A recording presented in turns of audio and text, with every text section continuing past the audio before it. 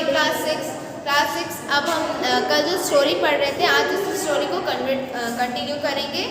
ठीक है, तुलासी के बारे में हम पढ़ रहे थे, उसी की स्टोरी को आज हम कंप्लीट करेंगे। ठीक है, तो कहाँ तक हम पहुँचे थे? As you saw in Tulasi's story, poor families in rural areas often spend a lot of time every day collecting firewood, getting water and grazing their cattle. ठीक है, तो तुलासी की स्टोरी में हमने ये पढ़ा था कि ऐसी जो गांव में फैमिलीज रहती हैं, रूरल फैमिलीज जो होती हैं, उनका पूरा टाइम मतलब पूरा दिन किस में निकल जाता है? लकड़ियाँ इकट्ठा करने में, पानी भरने में और अपने जो एनिमल्स होते हैं उनको चारा खिलाने में या घास चराने के लिए लेके जाने के लिए। Even though they do not earn any money from these activities, they have to do them for the household. ठीक है, और भी कोई काम मतलब जो ये काम ये लोग करते हैं, इस काम से उन्हें कोई पैसा नहीं मिलता है। ठीक है, the family needs to spend time doing this as they are not able to survive on the little money they earn. ठीक है, जो फैमिली होती है वो मतलब अपना ये टाइम मतलब स्पेंड करती है टाइम ये सारे काम करने में, क्योंकि उनके पास उतना पैसा नहीं है कि वो सरवाइव कर सके बाहर के काम से करके ही जो पैसा कमा के लेके आए उसी में ही वो सरवाइव कर सके। Nearly 2/5 of the rural families are agricultural laborers in our country. हमारे कंट्री में 2/5 फैमिली मतलब 5 में से 2% जितने भी लोग होते हैं वो किस में इन्वॉल्व है? एग्रीकल्चर वर्क में इन्वॉल्व है।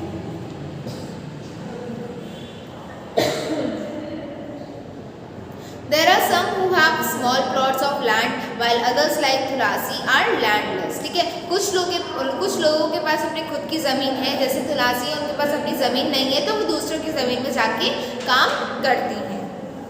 Not being able to earn money throughout the year forces people in many rural areas to travel long distance in search of work. ठीक है, कभी कभी ये होता है कि इन लोगों को काफ़ी दूरी तक जाना होता था काम की सर्च में। ठीक है, This travel or migration takes place during particular season. यही ट्रैवल और यही एक जगह से दूसरी जगह जाना और मतलब ये सब क्या होता है?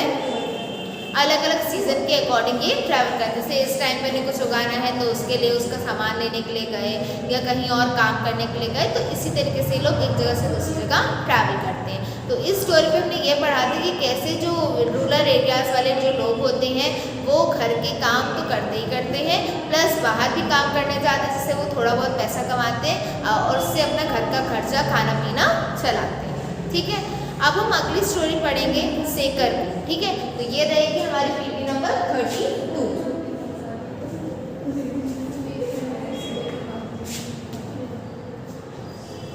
अगला हम किसके बारे में पढ़ रहे हैं? शेखर के बारे में।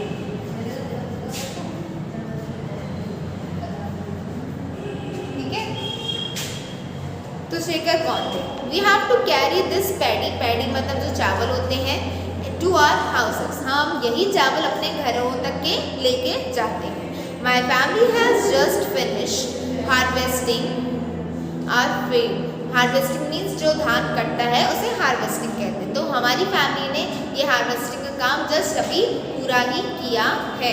ठीक है, तो हम अभी किसकी बात कर रहे हैं? शेखर। तो शेखर अपनी कहानी बता रहे हैं। We don't own much land, only 2 acres. हमारे पास बहुत ज़्यादा ज़मीन नहीं है, बस कितनी ज़मीन है? 2 एकड़ ज़मीन है। We manage to do all the work on our own. हम मतलब कोशिश यही करते हैं कि वो अपनी ज़मीन में सारे काम को पूरे करें। ठीक है, at times, especially during the harvest, I take the help of other small farmers and in turn help them harvest their field. ठीक है, और स्पेशली हार्वेस्टिंग टाइम पे ये जो लोग शेखर थे वो दूसरे लोगों से मदद लेते थे और जब दूसरे लोगों को मदद चाहिए थी तो उनको मदद भी करने ये जाते थे। The trader gave me seeds and fertilizer as a loan. ये जो ट्रेडर होते हैं उनसे क्या लेते थे? सीड्स, बीज लेते थे, फर्टिलाइजर मतलब खाद लेते थे, किसमें? लोन में लेते थे। ठीक है, To pay back this loan, I have to sell my paddy to him at a somewhat lower price than what I would get in the market. ठीक है, तो इन्हीं लोगों को हम क्या करते थे? लोन के बदले में इनको हम क्या पैडी मतलब चावल बेचते थे कम पैसों में। जितना मार्केट में हम पैसे में से बेचते थे ज़्यादा पैसों में, लेकिन इन्हीं लोगों को हम पैडी कम पैसों में बेचते थे। He has sent his agent to remind farmers who have taken loans that they will sell the paddy only to him. तो ये लोग क्या करते थे कि रिमाइंडर भिजवाते थे, किसके पास, हर फार्मर के पास रिमाइंडर भिजवाते थे कि वो अपना जो पैडी मतलब जो चावल है उन लोगों को मतलब उन्हीं लोगों को बेचे जिनसे उन्होंने लोन लिया है, जिससे कि लोन का भरपाया हो सके। I will probably get 60 days of paddy from my field. 60 bag मुझे मतलब अपने फार्म से उनकी सिर्फ 60 बैग्स पैडी मतलब 60 बैग्स चावल इकट्ठा हो पाता था। Some of this I will sell to settle the loan, और इसमें से कुछ हम बेचते थे लोन सेटल करने के लिए, मतलब पैसा वापस करने के लिए, ठीक है। The rest will be used in my home, और बाकी का जितना बचा होता था उसको हम अपने घर पे इस्तेमाल करते थे।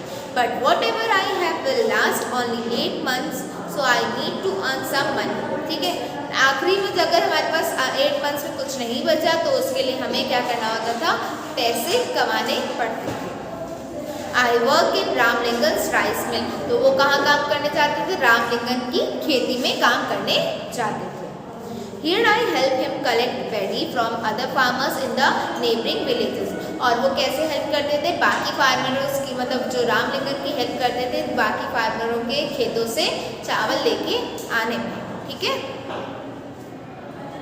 इसके आगे we also have a hybrid cow whose milk we sell in the local milk cooperatives. हमारे पास एक हाइब्रिड काउ मतलब जो दूध देने वाली काउ होती है वो भी थी, जिसका यूज़ करके हम जो लोकल मिल्क कोऑपरेटिव्स हैं उनको बेचते थे। This way we get a little extra money from our everyday needs. और इससे क्या मिलता है, मतलब एक्स्ट्रा पैसा हमारे घर में आ जाता है जो हमारी रोज़मर्रा की ज़रूरतों को पूरा कर सके। अब हम पढ़ेंगे next story on being in डेब्ट। डेब्ट मीन्स जो उधारी हम लेते हैं वो कैसे पूरी होती है। तो अगला टॉपिक है हमारा ऑन बीइंग इन डेब्ट।